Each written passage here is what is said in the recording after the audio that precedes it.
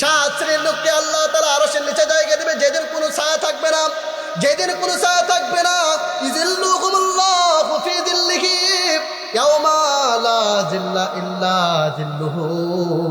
যেদিন কোনো ছায়া থাকবে না, সেদিন সাত শ্রেণীর লোককে আমার আল্লাহ আরশের নিচে তার ছায়ার নিচে জায়গা দিবে। বলেন সুবহানাল্লাহ। এই সাত শ্রেণীর লোকের কথা একটার পরে একটা আমি ডেলিভারি দিব। আপনারা চিন্তা করবেন কার ভিতরে এটা আছে। ছাত্ররা খুবই ওটা হয়েছে কইরা, এই চুপ করে বসে থাকো। এক নাম্বার হচ্ছে আল ইমামুল আদিল, ন্যায়পরায়ণ শাসক যিনি হবে। আল্লাহর নবীজি বলেন ন্যায়পরায়ণ শাসককে আল্লাহ তাআলা তার আরশের নিচে জায়গা দিবেন। বলেন এক নাম্বার কি? ন্যায়পরায়ণ শাসক আল ইমামুল আদিল, ন্যায়পরায়ণ শাসক যিনি হবেন তাকে আল্লাহ তাআলা আরশের নিচে জায়গা দিবে। এবার দেখুন, ন্যায়পরায়ণ শাসক ওয়ার্ডের লোক মেম্বারের কাছে নির্যাতিত, ইউনিয়নের লোক চেয়ারম্যানের কাছে নির্যাতিত, একটা আসনের লোক এমপির কাছে নির্যাতিত, মন্ত্রীর কাছে নির্যাতিত, বাংলাদেশের মানুষ এমপি, প্রধানমন্ত্রী, স্বরাষ্ট্রমন্ত্রী, রাষ্ট্রপতি সবার কাছে নির্যাতিত। আল ইমামুল আদিল, ন্যায় ইনসাফ প্রতিষ্ঠা করা, ন্যায়পরায়ণ শাসক যারা হবে তাদেরকে আল্লাহ তাআলা আরশের নিচে জায়গা দিবেন। এখানে একটা তথ্য আমি আপনাদেরকে দিব। বর্তমানে যারা চেয়ারম্যান হয়, চেয়ারম্যান হওয়ার জন্য আমি আপনাদের চন্দনবাড়ির কথা বলতেছি, চেয়ারম্যান হওয়ার জন্য কোটি কোটি টাকা মানুষ খরচ করে। মনোনয়ন আনে 50 লক্ষ টাকা দিয়া। কয় লক্ষ টাকা দিয়া?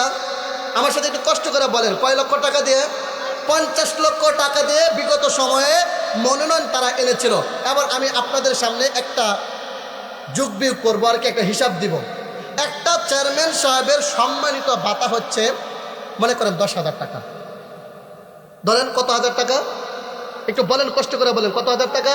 10,000 টাকা। জুড়ে বলবেন, 10,000 টাকা একজন চেয়ারম্যান সাহেবের সম্মানিত ভাতা। এখন মনে করেন একটা লোক 5 বছর চেয়ারম্যানের দায়িত্বে থাকে। কত বছর? 5 বছর। তাহলে 5 বছরের মধ্যে মাস কয়টা আসে? 60টা মাস।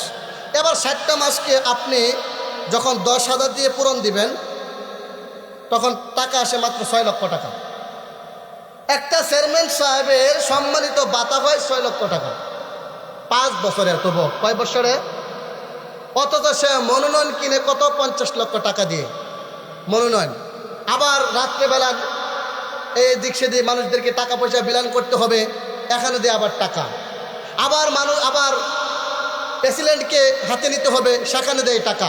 কেন্দ্র দখলে নেয়, সেখানে আবার দেয় টাকা। প্রায় তার 1 কোটি টাকার মতো যায় এই নির্বাচন করতে, ইউপি চেয়ারম্যান হতে। কত কোটি? 1 কোটি টাকা মনে করেন। এখন এই 1 কোটি টাকা সে কোত্থেকে আনবে? আপনি আমার কাছ থেকে নেবে। 500 টাকা আপনাকে দেয় না, এই 500 টাকার বদলতে 5,000 টাকা আপনার থেকে বলবে। 500 টাকা আপনাকে দিয়েছে, আপনার কাছ থেকে ভোট কিনেছে। সে যখন চেয়ারম্যান হবে বুঝতে হবে সে একজন গাদ্দার, সে একজন গাদ্দার বুঝতে হবে। না হয় তোরে কেনা বলছে 50 লক্ষ টাকা দিয়ে মনোনয়ন আনতে, পত্রিকা আনতে, তোকে কে বলছে তুই গাদ্দারি করবে? জনগণ বোঝে না, এখনো বলি। এই জন্য জনগণ মূর্খতার মধ্যে রয়েছে, জনগণ মূর্খতার মধ্যে রয়েছে। তুমি মিয়া ঘুষ খায়া ভোট দাও, ঘুষ খাও না, তুমি গু খাও। 500 টাকা দিয়ে তুমি ভোট দিবা, নেক্সট সে তোমার কাছ থেকে 5,000 টাকা খরচ নিবে, 5,000 টাকা নেবে। এখন এই চেয়ারম্যান সাহেব, একজন চেয়ারম্যান, সে যদি মনে করে আমি এই ভাতা দিয়ে 10,000 ভাতা দিয়ে কোনো মতো চলবো, সে চলতে পারবে। আর যদি বলে এদিক দিয়ে ভালো কিনা লাইছে, এদিক দিয়ে বলে একটা ফ্ল্যাট কিনা লাইছে, এটা করতে বুঝতে হবে। মানুষ, মুসলমানের বাচ্চা, চৌকাশ হও, বুঝতে হবে সেই টাকা তোমার আমার কাছ থেকে দুর্নীতি করে নিয়েছে। রাস্তার টাকা নিয়ে যাবে, কোটি কোটি টাকা নিয়ে এসে আগে ফ্ল্যাট কিনবে। রাস্তার টাকা তোমার কাছ থেকে নিয়ে যাবে, বিদেশ পাচার করবে। এই জন্যই তো পাচার করার কারণে কি হয়? ক্ষমতা থাকার কারণে টাকা অবৈধভাবে জমা করেছে। মৃত্যুর সময় হাতের মধ্যে হাত করা নিয়ে সাধারণ মানুষ যেই বেডের মধ্যে শুয়ে থাকে, সেই বেডের মধ্যে শুয়ে তার মৃত্যু হয়েছে, সেই বেডে শুয়ে তার মৃত্যু হয়েছে। এই জন্য আল্লাহর হস্তে আমরা পরিবর্তনশীল বাংলাদেশ চাই, আমরা বাংলাদেশ পরিবর্তনশীল চাই। এই বাংলাদেশ থেকে যদি দুর্নীতি মুক্ত না হয়, এই বাংলাদেশ থেকে যদি চাঁদাবাজ মুক্ত না হয়, এই বাংলাদেশ থেকে যদি ছিনতাইকারী মুক্ত না হয়, এই বাংলাদেশ থেকে যদি কোনো ঘুষখোর মুক্ত না হয়, তাহলে আবারও বলতেছি, যেটা আমি বক্তব্যের আগে বলেছিলাম, আবারও বলতেছি, মুসলমান শুনে রাখো, মুসলমান শুনে রাখো, আমরা উলামায়ে কেরাম, মৌলবীরাম জামাতের আমিরকে প্রধানমন্ত্রী বানিয়ে, শাইখুল হাদিসকে স্বরাষ্ট্রমন্ত্রী বানিয়ে, পীর সাহেব চরমনাইকে রাষ্ট্রপতি বানিয়ে আমরা আবার নতুন কইরা রাষ্ট্রবিধান চালু করব।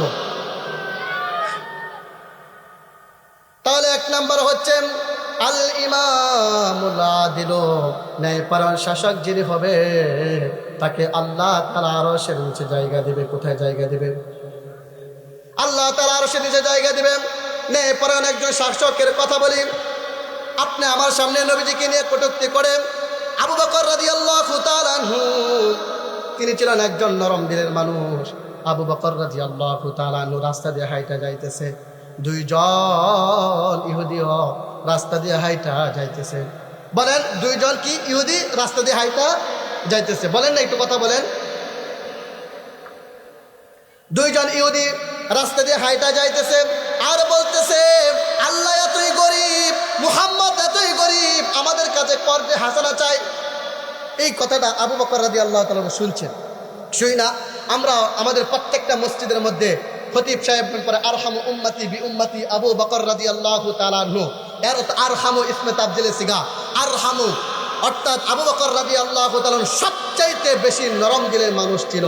সেখান থেকে শিক্ষণীয় বিষয় কি? মুমিন যারা আছে স্থানকাল পাত্র বেজে নরম থাকবে, স্থানকাল পাত্র বেজে আবার গরমও হবে। মুমিন আবার গরমও হবে।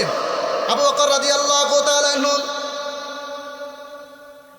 রাস্তায় যাইতেছে, দুই ইহুদি বলতেছে, মুহাম্মাদের আল্লাহ এতই গরিব, আমাদের কাছে কর্জ চাই।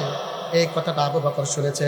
শুই না আবু বকর সহ্য করতে পারে নাই, সাথে সাথে সেই ইহুদির গাল বরাবর আবু বকর থাপ্পড় মারছে। তারপরে নবীজির কাছে, নবীজি সাল্লাল্লাহু আলাইহি ওয়াসাল্লামের কাছে ইহুদি ব্যক্তি নালিশ নিয়ে আসছে। দেখেন, এই যে ক্ষেত্রেও নবীজি ইনসাফ প্রতিষ্ঠা করেছেন। নবীজি দুর্নীতিবিদ ছিল না, নবীজি নীতিবান ছিল, ইনসাফ প্রতিষ্ঠা করেছে। আজকে যদি আমার দলের লোক হয় 7 গুণ হইল মাফ, কি বলেন? দলের লোক হবে 7 গুণ হইল মাফ, কিন্তু নবীজি এমনটা করে নাই। আবু বকরের বিষয়ে বিরুদ্ধে দুই ইহুদি বিচার দিয়েছে, আবু বকরকে বলতেছে, তখন নবীজি বলতেছে, ও ইহুদি, তুমি বুঝে শুনে কথা বলো। থাপ্পড় দেওয়া এটা আবু বকরের কাজ না, থাপ্পড় দেওয়া হলো এটা ওমরের কাজ। তুমি বুঝে শুনে কথা বলো। থাপ্পড় কি আসলে আবু বকর দিয়েছে না উমর দিয়েছে? কারণ ইয়া রাসূলুল্লাহ আবু বকরই দিয়েছে। তারপরে আল্লাহর নবীজি সাল্লাল্লাহু আলাইহি ওয়াসাল্লাম আবু বকরকে ডাকাইলেন। আবু বকরকে বলে, আবু বকর, তুমি কেন থাপ্পড় দিলাম? তুমি কেন থাপ্পড় দিলা? এই কথা বলার পর আবু বকর বলতেছে, ইয়া রাসূলুল্লাহ, ইয়া হাবিবাল্লাহ, আমি মক্কা থেকে মদিনায় চলে গেলাম, কোনো কিছু সাথে নেই নাই। আমার মেয়ে আয়েশার বিরুদ্ধে অপবাদ দিয়েছিল মুনাফিকরা, আমি কষ্ট পাই নাই। কিন্তু নবী গো, আপনাকে নিয়ে যারা কটূক্তি করেছে, আল্লাহকে নিয়ে কটূক্তি করেছে, আমি আবু বকর সহ্য করতে পারি নাই। সহ্য না করতে পেরে আমি আবু বকর সেই ইহুদিকে থাপ্পড় মেরেছিলাম। তখন আবু বকর রাদিয়াল্লাহু তাআলা আনহুকে ইহুদি ব্যক্তি নবীজি বলল, আবু বকর, তুমি সত্য কথা বলো।